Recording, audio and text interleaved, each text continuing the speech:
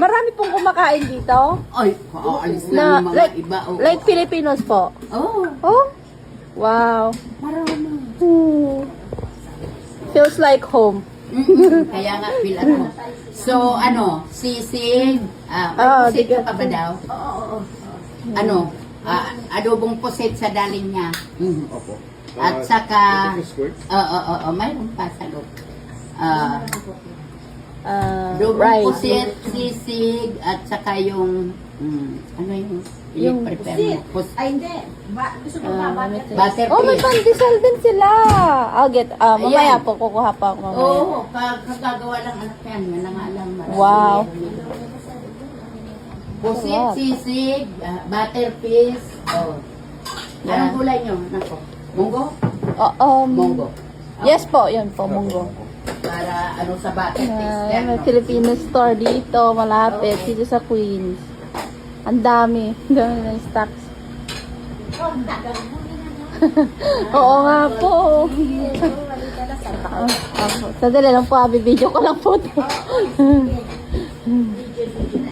I put the babies, but your dad's was closed. This is like a Diba? May dine-in din. Dine-in. Pwede ka mag-dine-in, pwede mag-pick out.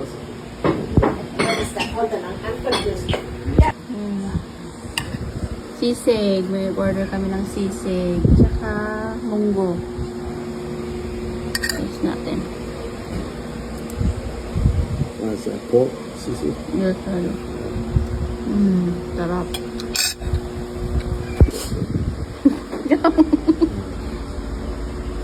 They also selling this frozen? May sisig, may sinigang.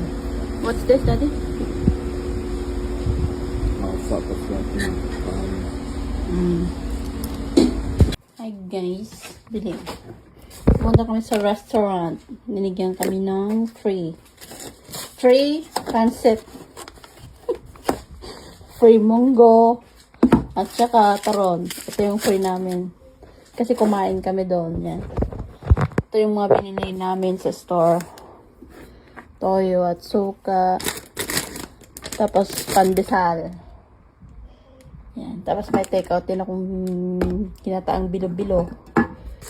Tsaka adobong puset. Sisig. At monggolet. Yan. Sarap ng pakiramdam pag nakakain ako ng Filipino food. Namiss ko talaga. Yan.